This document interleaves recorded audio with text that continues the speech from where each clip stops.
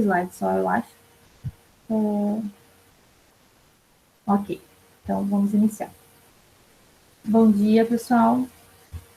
Bom dia, meu filho. Acordou? Tudo bem? Meu filho acordou agora. Então, pessoal, a gente vai iniciar hoje, né?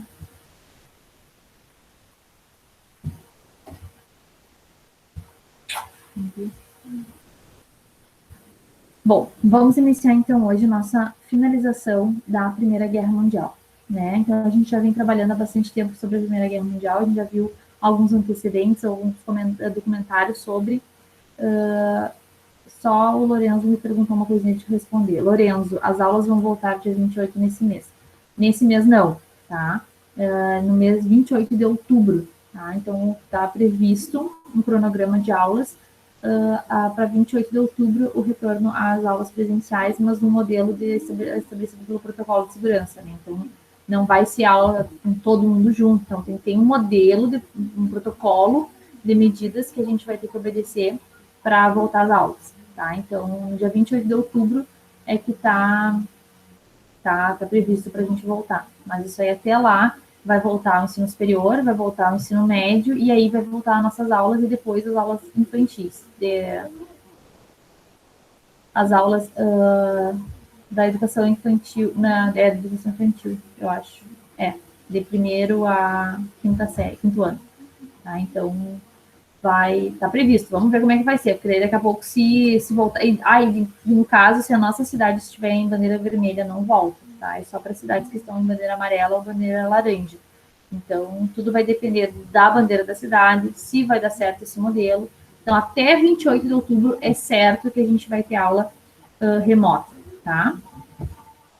Então, a gente já viu a nosso conteúdo, né? 3 aulas anteriores a essa falando sobre Guerra Mundial, Primeira Guerra Mundial.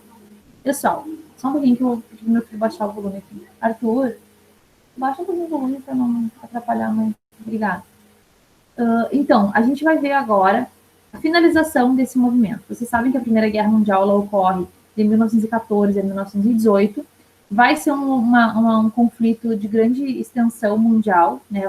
Vai abranger grande parte dos países, mas ela vai ocorrer numa localidade da França, não vai ser uma guerra generalizada, digamos assim, vários, no mundo inteiro. Não, ela vai abranger vários países que vão fazer parte desse conflito, vão mandar a tripulação, vão mandar armamento, né, mantimentos e assim por diante, mas o conflito em si vai ocorrer na Bélgica e na França, tá? Então, esse conflito ele vai ter, né, seus 4 anos, a gente vai ter 2 momentos muito importantes nesse conflito.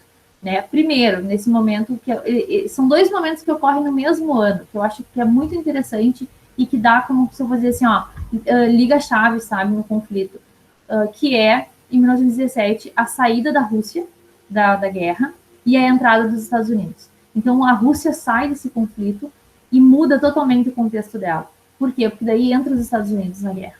E aí a Rússia, sendo que é um país enorme, né, ela tem uma vastidão muito grande de território, e eu acho que isso era muito interessante nessa época, porque a maior riqueza que um país poderia ter é essa quantidade de terras, e aí sai um país que propriamente é um país rico, digamos assim, né, mas que está numa crise interna extremamente forte, e aí entra os Estados Unidos. E os Estados Unidos entra muito, assim, como é que eu vou dizer, é muito esperta a entrada dele, porque ele entra com várias cartas na manga, sabe? Ele entra já sabendo como é que está o conflito, já sabendo como é que a questão é que é aquela coisa assim, ó, ele já entra com os países cansados, ele está no maior pique e o pessoal já está cansado, já está desgastado. Imagina os soldados lá, claro, os soldados que se mantinham na guerra, mantinham vivos, já estavam sendo cansados, né? E a grande parte desse pessoal aí já tinha morrido, enfim, já a segunda leva de militares já tinha chegado, talvez eles tenham sido filhos daqueles que foram no início, então o conflito já estava bem conturbado. E os Estados Unidos entra assim, ó, novinho no conflito, né, com todo o seu exército organizado, com dinheiro para gastar, com dinheiro para investir no conflito, e aí então ele entra para realmente acabar a guerra e sair vencedor. E é isso que a gente vai ver agora. Eu vou começar a apresentar para vocês, né, os slides, para a gente dar continuidade aqui. Tá? Então, agora eu não vou mais olhar vocês o chat ali, e aí depois, se alguém tiver uma dúvida, vai colocando que no final eu respondo, tá, pessoal?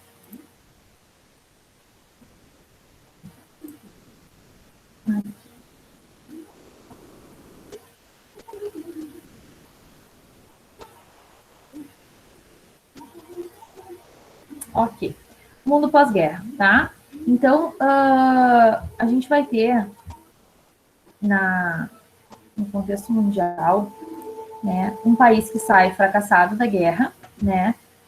Fracassado no sentido enfraquecido, tá? E entra um país que está com maior gás, digamos assim, para a guerra. Então, esses fatores que eu falei para vocês, a saída da Rússia na guerra em 1917, por ela estar passando por um conflito interno, que era a Guerra Civil Russa, né? A gente viu isso aí antes da primeira, devido com toda a Primeira Guerra Mundial. A gente tem aquele momento conturbado onde Lenin acaba falecendo depois, e tem aquela disputa, né, Trotsky e Stalin pelo poder. E aí, então, a gente tem esse conflito bem formado, assim. Então, a Rússia, ela passa por um momento bem conflitante, bem sério para estar numa guerra.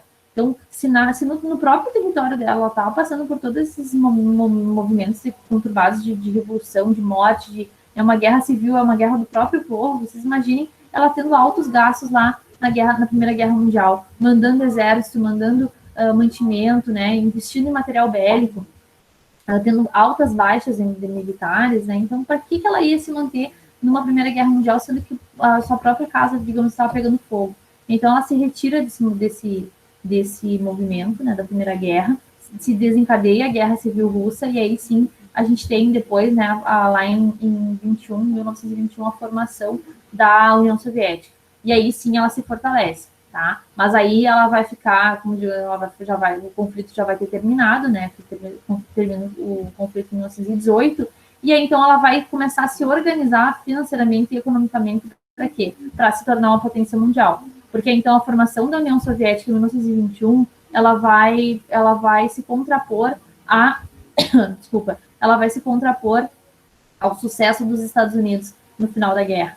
A gente vai ter uma polarização, né? A gente vai ter um país muito forte, que é a União Soviética, posterior à sua Guerra Civil Russa em 1921, socialista.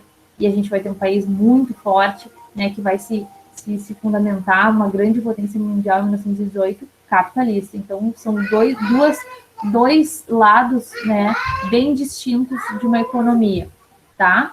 Então, nesse mesmo ano, então, em 2017, que a Rússia sai da guerra, a gente tem a entrada dos Estados Unidos no conflito. Essa entrada, pessoal, ela vai ser fundamental para definir, né, digamos assim, tanto o fim da guerra quanto o primeiro passo para a Segunda Guerra Mundial. Tá? Então, o fim da guerra vem em 18, né, com a vitória dos aliados ou as potências centrais, né, que tem a França do seu lado, França, Inglaterra, vários outros países que aderiram aos aliados, né, e a grande derrota da Alemanha. Por que a gente fala grande derrota da Alemanha, pessoal? Porque a Alemanha é uma das pioneiras no conflito. É ela que vai, vamos dizer assim,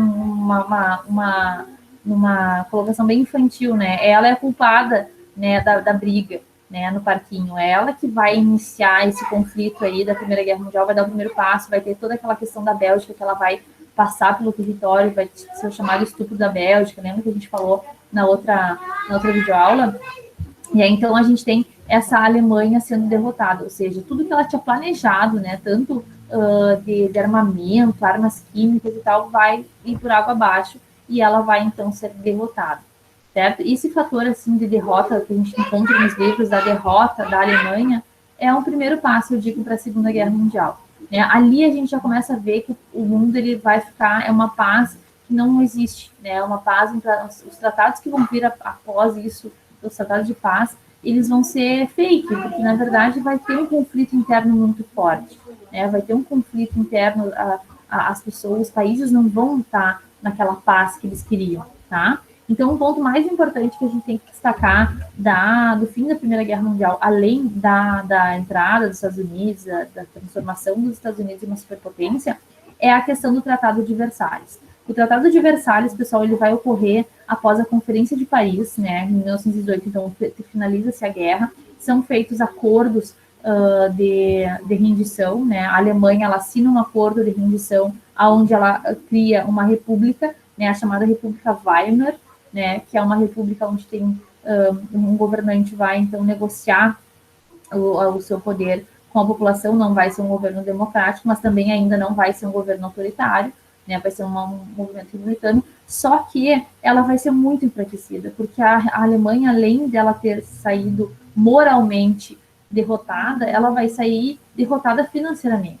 Ela vai ter gasto muito dinheiro na Primeira Guerra Mundial, então ela perdeu o conflito, vai ter que pagar, depois a gente vai ver ali as punições dela, então ela vai ser muito enfraquecida. E um governo republicano não vai ter a força necessária para reerguer essa economia, né? E essa economia só vai ser reerguida a partir do momento que a gente vai ter aquele cara no governo que todo mundo conhece, não sabe quem é, que é o Hitler, tá?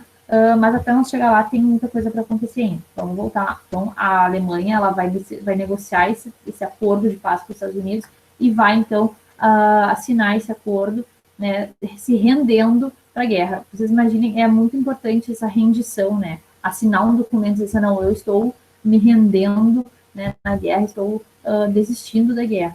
Para quê? Para que, moralmente, esse país realmente, ó, vamos de qualquer lugar, tu vai ver de onde é que tu veio agora. Tu quis começar essa guerra e começou toda aquela bagunça lá na Bélgica, né, e agora tu perdeu. Então, assinar uma rendição era muito importante para a Alemanha. Para a Alemanha, não, para os Estados Unidos, para, né, como é que eu vou dizer assim, punir a Alemanha, tá?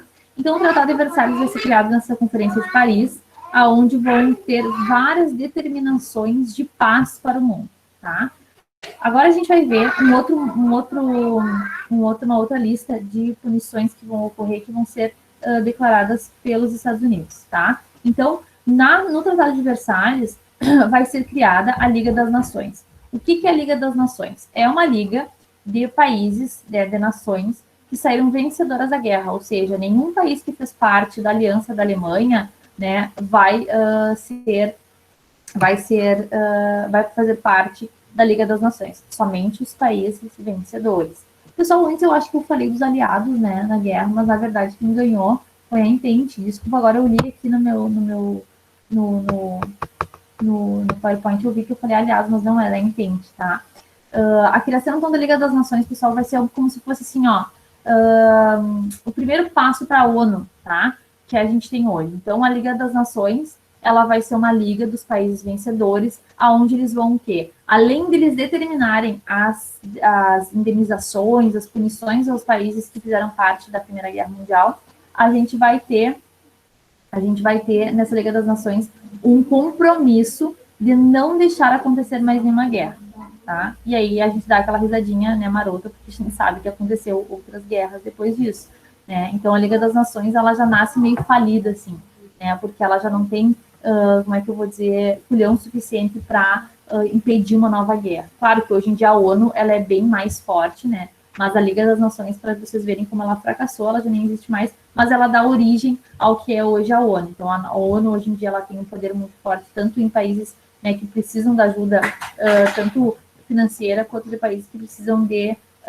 acordos democráticos, enfim, né, todos esses tratados que são feitos entre os países, né, por exemplo, os protocolos de Quioto, os protocolos de meio ambiente, então tudo a ONU que coordena isso aí.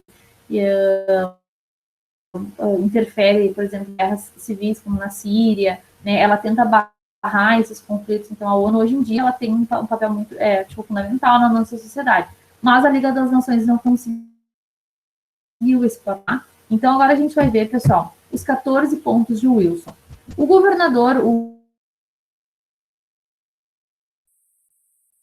quando os Estados Unidos entram na guerra e sai como potência mundial. Eu falei com vocês sobre esse acordo que foi feito, né? 14 pontos que vão ser estabelecidos nessa rendição. E eu vou ler um por um para vocês, a gente vai comentando sobre eles, tá?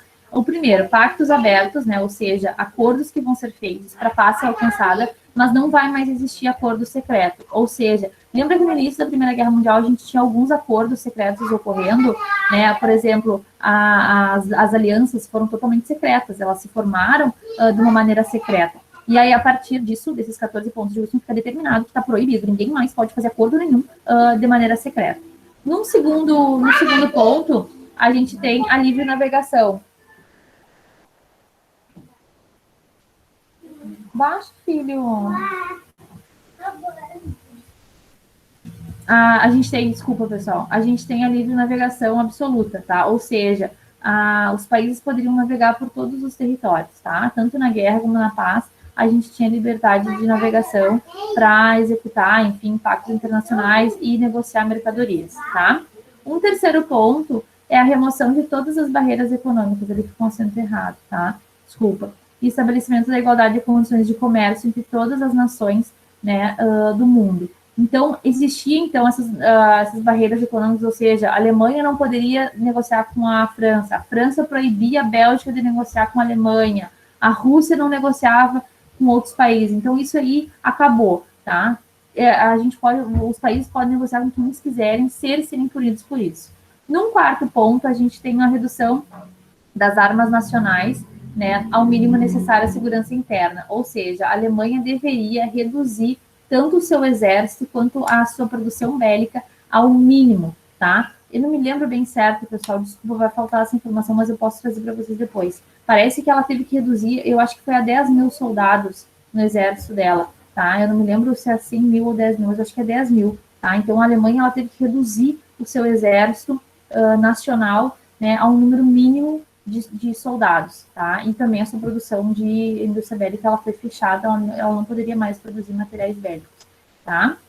O quinto ponto, ajustes livres e imparciais abertos às reivindicações das colônias. Então, países que ainda eram colonizados, por exemplo, lá na África, né, existia alguns ajustes que poderiam ser feitos, né, alguns acordos que poderiam ser feitos mediante a autorização da metrópole. O sexto, a partir do sexto, a gente já começa a ver, né, determinações específicas da Alemanha, tá? Evacuação das tropas alemãs da Rússia, né, e em respeito à independência da Rússia no momento que eles se tornaram União Soviética. Evacuação das tropas alemãs da Bélgica, ou seja, tinha que se tirar, né, os alemães lá da Bélgica, da fronteira onde eles estavam, né, tirar todas essas tropas de lá, inclusive depois a gente vai ter um pedaço de terra que vai ser cedido à Polônia, né, e aí vai ter um conflito bem sério, né, entre Alemanha e Polônia, tá? A gente vai ver no final. A evacuação das tropas alemãs da França, né, inclusive a gente vai ter a devolução da Alsácia-Lorena à França, tá? Que essa Alsácia-Lorena aí vem desde lá da Guerra Franco-Prussiana, vocês lembram? Na independência da Alemanha, onde a Alemanha conquista o território da Alsácia-Lorena, toma esse território da França, já se torna uma rivalidade entre Alemanha e França desde aí. Aí a gente tem a Primeira Guerra Mundial, onde França e Alemanha disputam territórios, brigam, né, constantemente, e aí então a gente tem o retorno dessa Alsácia-Lorena para a França. Então essa Alsácia-Lorena ela fica indo de mão em mão, mas agora no final da Primeira Guerra Mundial ela volta para a França e fica como território da França. A gente tem reajuste das fronteiras italianas, né, que também eram fronteiras que também não estavam bem estabelecidas, e como a Itália trocou, né, virou a casaca, foi pro lado da Entente, ela acaba então saindo como vencedora da guerra, né, ela virou a casaca e ganhou, se saiu bem, tá? A gente tem no 10º um autogoverno limitado para o Império Austro-Húngaro. O Império Austro-Húngaro ele vai se dissolver, depois a gente vai ver a construção de novos países que vão surgir. A gente tem depois a evocação das tropas alemãs dos Balcãs e a independência do povo balcânico, também que era um território que foi como se diz, o estopim assim, da Primeira Guerra Mundial, né, onde todo mundo queria esse território por causa das fronteiras. A independência da Turquia, né, que vivia sob o Império Otomano. O Império Otomano era um aliado da Alemanha, então saiu como perdedor, então ele perde esse território da Turquia, a Turquia se torna independente. A independência para a Polônia, tá? Que depois, lá na Segunda Guerra Mundial, a gente vai ver, né, os poloneses vão ser muito perseguidos por Hitler, né, por causa disso, né, vai existir essa independência da Polônia em um território que se dizia ser da Alemanha, vai ser passado para os poloneses, E aí, lá na Segunda Guerra Mundial, o Hitler vai de unhas e dentes nesse território e também vai matar muitos poloneses. Então, não foram só os judeus que morreram nas câmaras de gás, né? Uma grande parte de poloneses também morre nas câmaras de gás. Inclusive, hoje, um dos campos de concentração de Birkenau, que é aberta à visitação, que o pessoal pode ir lá visitar. Vários vídeos no YouTube até tem um vídeo muito legal, que é acho que é do canal do Jovem Nerd, que ele faz um vídeo muito, muito bom sobre a visitação lá, assim, tipo, como é que eu vou dizer? Bom porque é um vídeo respeitoso, sabe? Ele vai lá, ele todo um passeio, conta a história, sem um caráter, assim, de curiosidade investigativa e tal. Ele faz um trabalho muito legal lá, né, nessa visitação, e respeita a memória das pessoas, assim, né, eu digo, não é aquela coisa de ficar especulando lá o que aconteceu, não, ele vai lá para mostrar o que realmente aconteceu com respeito a quem morreu lá e tal, aos familiares das pessoas que existem até hoje. Então, fica a dica lá, vai ver a Segunda Guerra Mundial ainda, mas quem gosta desse assunto aí já pode olhar esse vídeo aí, se já não olhou, porque é um vídeo de um canal bem conhecido, tá? E aí, então, os poloneses vão ser muito perseguidos por Hitler, inclusive muitos deles vão morrer na Câmara de Gás. Então, essa independência da Polônia aí é também um passo, digamos assim, para a Segunda Guerra Mundial. E aí, por último, a gente tem a formação de uma Associação Geral das Nações sobre pactos específicos com o propósito de fornecer garantias mútuas de independência política e integridade territorial. Ou seja, essa integridade territorial não vai mais existir aquilo que ocorreu no imperialismo, dos países saírem e colonizarem os outros. Vai acabar isso aí, tá? Não vai mais existir. Claro que agora está todo mundo já com seus territórios na África, a Inglaterra já tem a Índia como posse, né? Digamos, o próprio Estados Unidos já tem o Havaí, já tomou conta do Alasca, então já está tudo meio organizado. E aí, então, a partir de agora, já tem meus territórios, e aí, então, eu não quero mais, né? Ninguém mais vai poder colonizar. Então, os Estados Unidos foi bem esperto nisso, né? O Wilson foi bem malandro nesse sentido, né? Porque ele tinha um caráter internacionalista liberal, ou seja, ele queria que os países se tornassem todos independentes, mas que, né, obedecessem a uma ordem só, tá? Então, o principal ponto, né, desses 14 pontos de Wilson é o quê? É garantir a rendição da Alemanha e garantir algumas punições a ela, tá? E essas punições, depois, claro, os alemães vão considerar como se fosse, como é que eu vou dizer para vocês? Eles dão um nome de paz punitiva, né? O Tratado de Versalhes e os 14 pontos de Wilson, eles são uma assinatura de uma paz punitiva, ou seja, eles determinam a paz entre os países, mas punem outros. Tá? Então, por isso que eu digo, o Tratado de Versalhes é muito importante para a Segunda Guerra Mundial, tá? E aí, então, como para finalizando já no último slide, a gente tem, pessoal, aqui, como é que eu vou dizer, não são consequências, tá? Mas é o que aconteceu posterior à Primeira Guerra Mundial. Coisas que surgem após o fim dessa Primeira Guerra Mundial e após, né, todo esse conflito que ocorreu. Então, a carnificina, né, que vai ser gerada pela guerra, vai ter mais ou menos aproximadamente 8 milhões de pessoas que morrem, só que isso tá? Que em homens teve livros já que eu já encontrei 11 milhões de pessoas que morreram. Só que por que existe essa diferença, né, de números de pessoas que morreram não? Porque muitos soldados que fizeram parte da guerra, nem todos eles eram soldados americanos, nem todos eles eram soldados franceses, eram pessoas que moravam na África, eram indianos, eram indígenas, né, que moravam nesse território que eles colonizaram na época do imperialismo.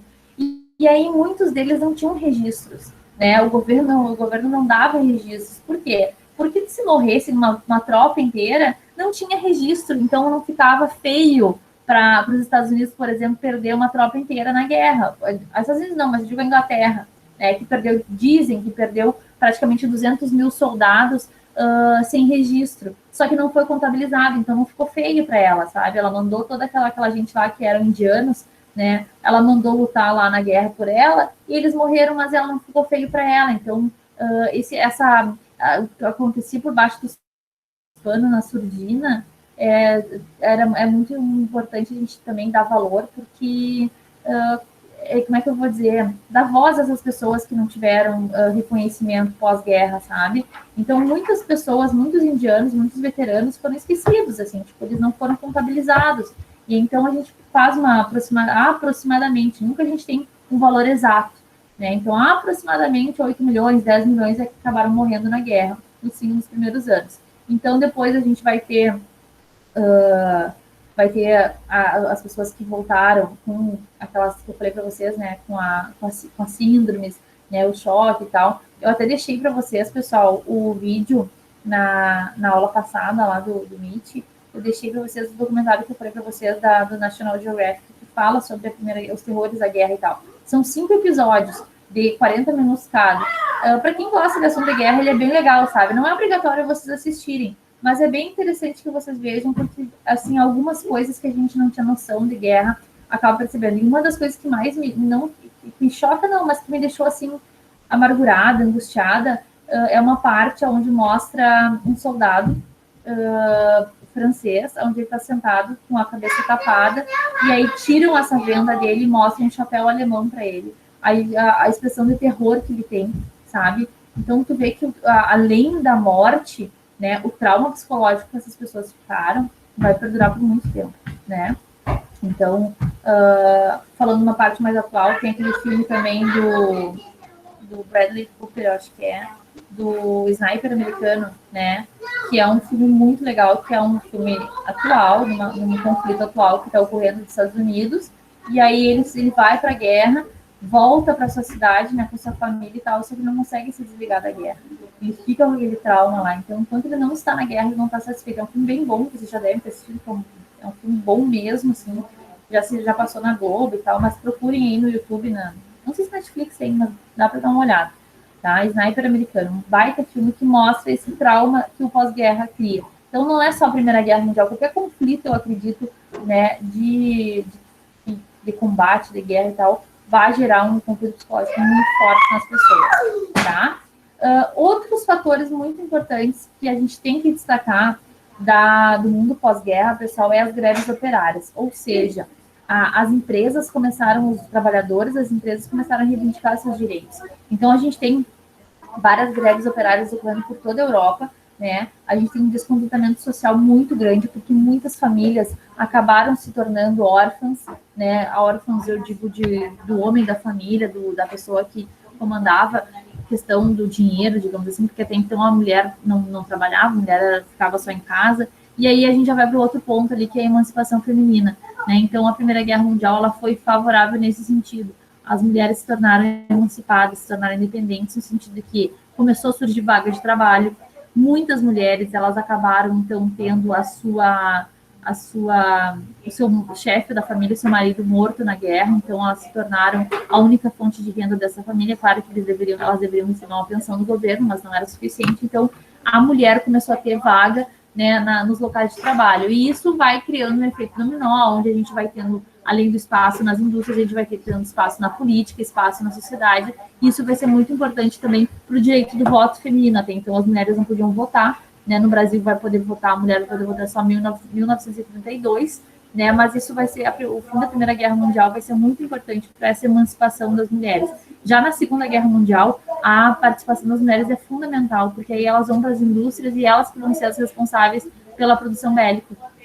Tá? E aí a gente vai ver isso aí também mais para frente. Mas nesse primeiro momento, a participação das mulheres vai ser mais como enfermeiras, né, cuidadoras e tal. E aí, então, a gente tem, então, essa formação da identidade feminina na nossa sociedade.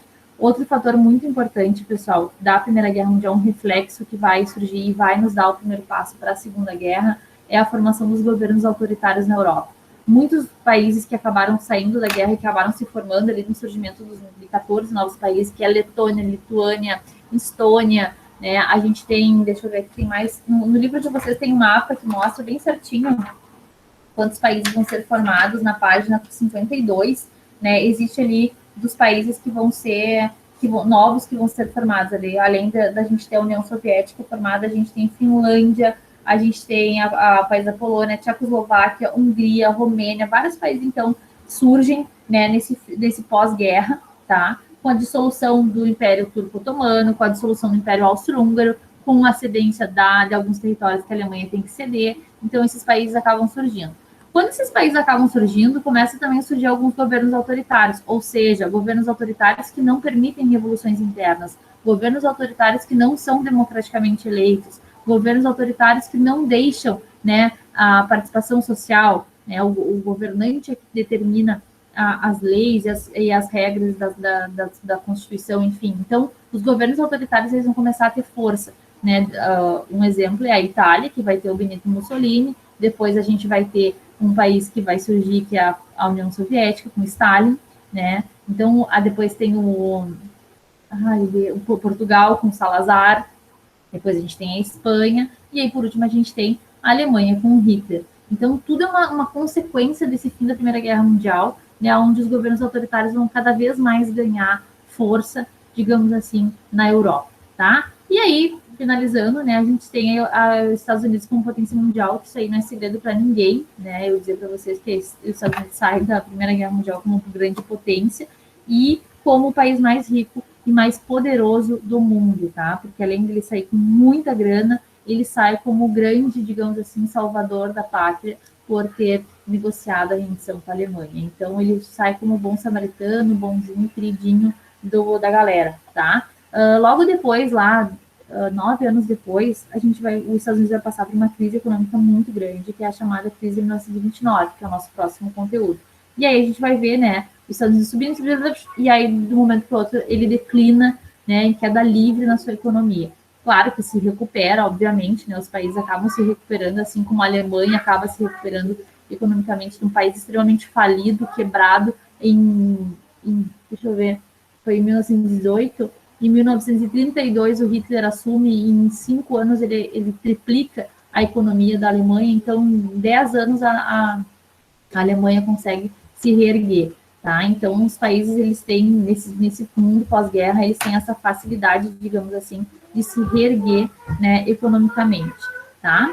Então, basicamente, pessoal, hoje a gente viu essa parte da Segunda Guerra Mundial, assim, do início, né, digamos assim, da Segunda Guerra Mundial. Tá? Então, a gente tem várias, até a Luísa ali agora comentou, né, das descendências, né, existem várias pessoas de descendentes, enfim, a descendência dos países, depois a gente vai ver alguns conflitos antes da Segunda Guerra Mundial que vão determinar a fuga de alguns povos, né, para alguns territórios, vamos ter também a questão dos judeus que vão ser retirados do seu território e aí por diante, vai ter agora uma sequência de fatores, né, muito interessantes até nós chegar à Segunda Guerra Mundial, tá, pessoal? Então, basicamente, hoje a gente viu esse fim da Primeira Guerra Mundial, né, no mundo pós-guerra. Para quem quiser acompanhar no livro de vocês, a aula de hoje, ela foi basicamente da página 49 até a página 52, tá? Eu fiz um resumão do que a gente trabalhou, né, que tem no livro ali. Até coloquei algumas informações a mais ali, né, a questão dos 14 pontos de Wilson, ela é citada no livro de vocês, mas ela não tem os 14 pontos, né? E eu acho interessante para a gente ver o que os Estados Unidos queria, tanto com a Alemanha quanto os outros países.